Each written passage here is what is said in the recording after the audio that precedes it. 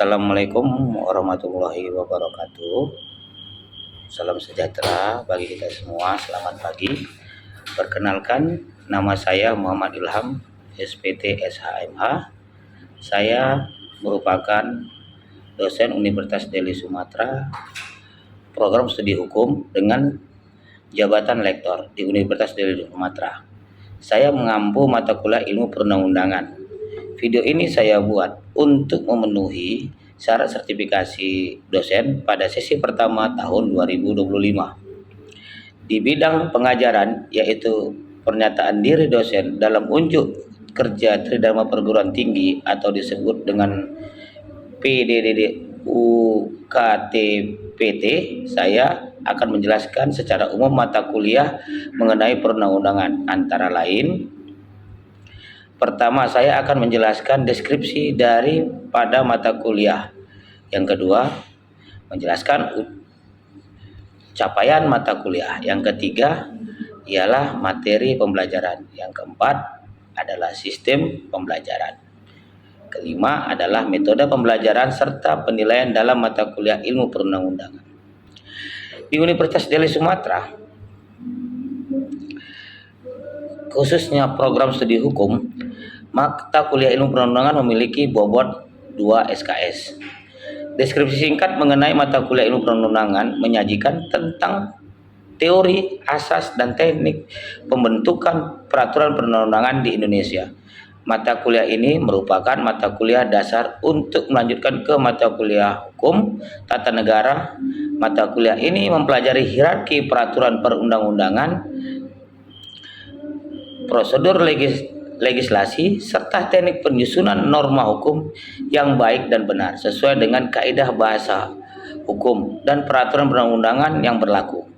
Mata kuliah ini juga membekali mahasiswa dengan kemampuan analitis terhadap praktek pembentukan hukum yang efektif, partisipatif, dan demokratis. Adapun tujuan pencapaian daripada isi pembelajaran mata kuliah ini menggunakan strategi pembelajaran memahami hierarki peraturan perundang-undangan. Perkuliahan pertama, satu semester ke depan ada 14 materi yang dipelajari. Pertama, peristilahan dan ruang lingkup ilmu perundang-undangan. Yang kedua, norma. Yang ketiga, norma hukum. Yang keempat, norma hukum di Republik Indonesia menurut Undang-Undang Dasar 1945. Hierarki peraturan perundang-undangan Indonesia. Yang selanjutnya, lembaga dan perundang-undangan sebelum perubahan Undang-Undang Dasar 1945. Yang ketujuh, lembaga negara dan peraturan perundang-undangan sesudah perubahan Undang-Undang Dasar 1945. Yang kedelapan, lembaga pemerintah dan peraturan perundang-undangan sebelum perubahan Undang-Undang 1945.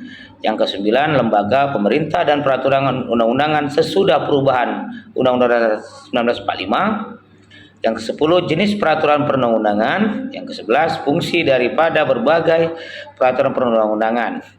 Yang ke-12, materi muatan undang-undang dan peraturan perundang-undangan lainnya. Yang ke-13, azas pembentukan peraturan perundang-undangan yang baik. Yang ke-14, penerapan azas pembentukan peraturan perundang-undangan di Indonesia.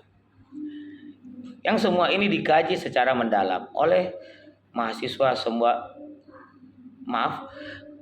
dalam peraturan yang semua ini dikaji secara mendalam oleh mahasiswa, dan semua materi ini bahannya bersumber dari buku dan review jurnal. Dalam materi ilmu perundang-undangan, capaian yang harus diterapkan oleh mahasiswa ialah: yang pertama, mahasiswa harus mampu memahami secara mendalam tentang ilmu peraturan perundang-undangan, ruang lingkup dalam ilmu perundang-undangan, serta hakikat daripada fungsi ilmu perundang-undangan itu sendiri. Yang kedua, menganalisis dan mengidentifikasi permasalahan yang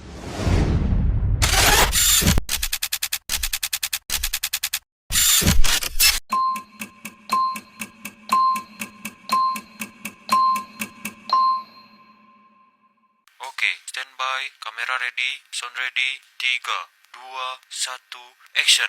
Assalamualaikum warahmatullahi wabarakatuh.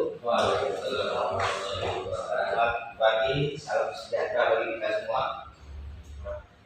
Hari ini kita akan melakukan perkuliahan di pertemuan yang ke-6 dengan materi tata urutan peraturan perundang-undangan di Indonesia. Nah, kira-kira ada yang ingin tahu bagaimana tata urutan perundang-undangan Indonesia? Ada yang tahu? Boleh tahu? Ini siapa tahu? Ya.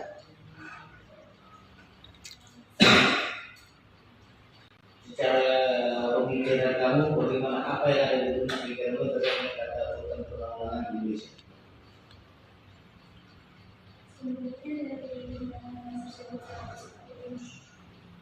Ya, memang bersumber semua kita paling utama itu paling atas dari perundang-undangan itu adalah Undang-Undang Dasar 1945. Oke, supaya kita lebih paham, kita perhatikan. Nah,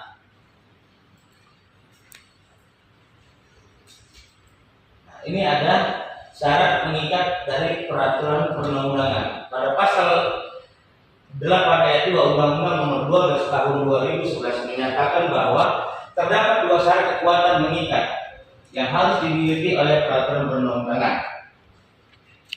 Satu, diperintahkan oleh peraturan perundang-undangan yang lebih tinggi. Tadi seperti yang kawan-kawan katakan bahwasanya sumbernya itu adalah dari Undang-Undang Dasar 1945. Lalu dibentuk berdasarkan kewenangan. Nah, ini adalah berdasarkan kewenangan. Jadi turunan daripada Undang-Undang 45 itu ada dua. Ada berdasarkan kewenangan dibentuk atas dasar atribusi atau pembentukan peraturan perundang-undangan yang turunnya menciptakan wewenang baru oleh konstitusi atau oleh pembentuk undang-undang yang diberikan kepada suatu negara. Lalu ada kewenangan yang lainnya dibentuk atas dasar delegasi ataupun urusan lain yang pembentukan peraturan perundang-undangan disebut dengan delegate legislation. Nah, dari dua hal ini kita bisa lanjutkan. Artinya kewenangan negara itu ada dua hal ya dengan tadi. Nah, selanjutnya ada peraturan perundang-undangan. Ini harus kalian dengar. Apapun ceritanya, ada inilah kunci utama dari ilmu perundang-undangan. Yang pertama itu ada lex superior derogate legi inferior. Jadi kalau bilang sumbernya adalah 1945 itu artinya paling atas. Nah, selanjutnya ada lex specialis derogate legi generalis.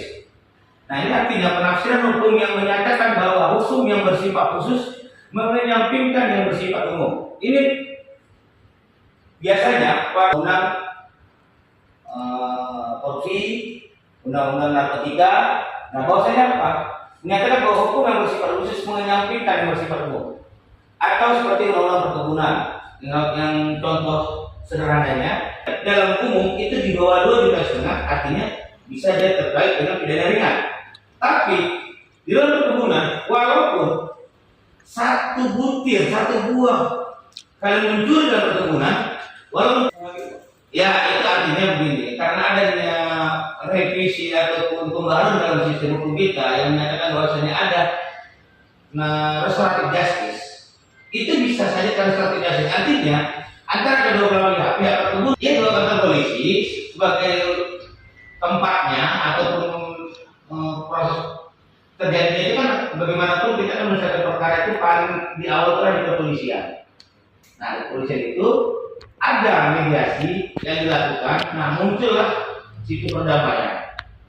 Uang itu tidak nominal 1.700.000, tapi bisa jadi lebih murah, bisa saja lebih mahal, bahkan bisa saja masuk ke dalam pidana khusus dalam perkebunan.